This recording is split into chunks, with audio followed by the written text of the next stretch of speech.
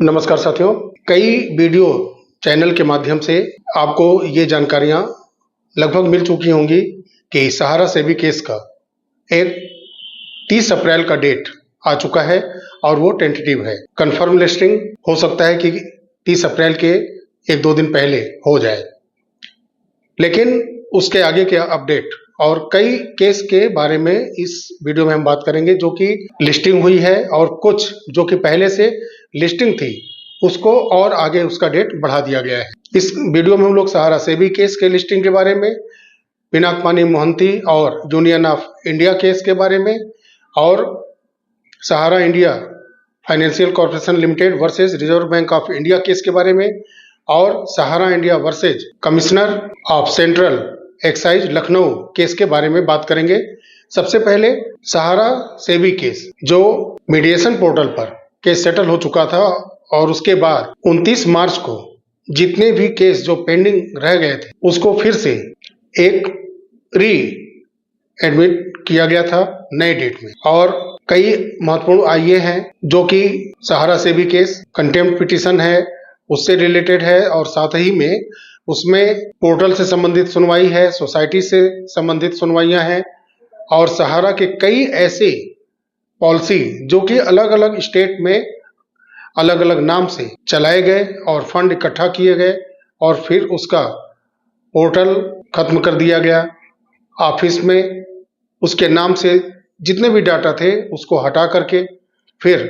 नए नाम से पॉलिसी को वहां पर कस्टमर के सामने रखा गया और फिर उस पॉलिसी में मैच्योर हो चुके खातों को ज्यादातर कन्वर्जन कर दिया गया। तो ऐसे कई वहां पर आईए के माध्यम से माननीय सुप्रीम कोर्ट में सहारा सेबी केस में याचिकाएं लगाई गई हैं जिस पर सुनवाई होना जरूरी है। तो बहुत महत्वपूर्ण है कि सहारा सेबी केस में 30 अप्रैल का टेंटेटिवली डेट आया है और आशा करते हैं कि जब केस नंबर 412 मीडिएशन के माध्यम से सेटल्ड हो चुका है तो अब सुनवाई होगी सोसाइटीज में जिनका पैसा कन्वर्जन या जमा कराया गया है या कई और जो पॉलिसियां हैं उन पर स्पष्ट रूप से अब सुनवाई होगी। कोई भी उसमें लाग लपेट नहीं होगा, कुछ इधर उधर की बातें नहीं होनी चाहिए, अब सीधे उस पर सुनवाई होनी चाहिए और वो भी सेटल्ड कैसे और किस मुद्दे पर हुआ है। 10,000 करोड़ रुपए जो जमा करना था उसमें 2,000 करोड़ जमा कर दिया गया था और 8,000 करोड़ रुपए जमा करना था। तो उस मध्यस्थता के माध्यम से उस पर क्या रिपोर्ट निकल करके आती है। दूसरा पिनाक-पानी मोहंती केस जिसकी सुनवाई 7 जनवरी 2025 को विस्तृत रूप से की गई थी। तो उसके बाद से कंटिन्यू डेट पर डेट पढ़ते गए लेकिन सुनवाई नहीं हुई। पिछला 16 अप्रैल को डेट पड़ा था और उसके बाद फिर उसको एक सप्ताह के लिए टाल दिया गया 23 अप्रैल और 23 अप्रैल के बाद फिर उसका डेट 7 मई 2025 कर दिया गया है। हालांकि वो भी अभी टेंटेटिव है। कनेक्टेड लिस्टिंग अभी देखिए होती है कि नहीं होती है। इस केस के बारे में मैंने बार बार कहा है कि इस केस को क्रमशः धीरे धीरे हफ्ते दर हफ्ते 15 दिन 1 महीने टालते जाना है और इसको ले जाकर के 31 दिसंबर के आसपास बेहतर रूप से हो सकता है सुना जाए या बीच में 2-4 सुनवाई हो जाए। एक जो होता है कोरम पूरा करने का कोर्ट की तरफ से वो किया जाए, क्योंकि आप देख लीजिए कि 7 जनवरी के बाद इस केस को सुना ही नहीं गया और 16 अप्रैल फिर 23 अप्रैल और अब 7 मई को भी इसका कंफर्म लिस्टिंग डेट नहीं पड़ा है, टेंटेटिव हुआ है अभी। इसके बाद जो केस है एक महत्वपूर्ण केस है वो सहारा इंडिया फाइनेंशियल कॉर्पोरेशन लिमिटेड के बारे में, जिनका सीधे रिजर्व बैंक ऑफ इंडिया से केस चल रहा है। कहने को तो इनका लाइसेंस री इशू होने वाला है और ये बहुत ही अच्छे ढंग से फिर मार्केट में आने वाले हैं। अपनी नई पॉलिसियां या ओल्ड पॉलिसियां जो भी हैं लाइसेंस के माध्यम से फिर ये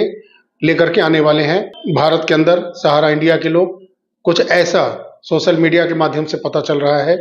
लेकिन फिलहाल कंपनी ऑफ लॉ और कई ऐसे इसमें जो इशू हैं जिस पर कि सहारा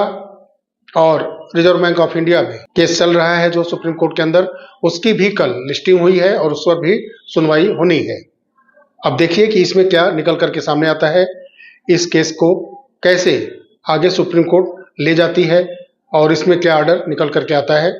इसके अलावा एक और महत्वपूर्ण केस जो कि 16 अप्रैल को सुना गया, Sahara India versus commissioner of central excise Lucknow, और उसमें वही 16 अप्रैल 2025 का डेट एडमिटेड ऑन करके शो कर रहा है।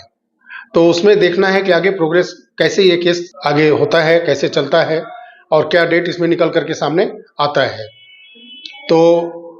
ये कुछ महत्वपूर्ण अपडेट थे केस से रिलेटेड, जो कि आज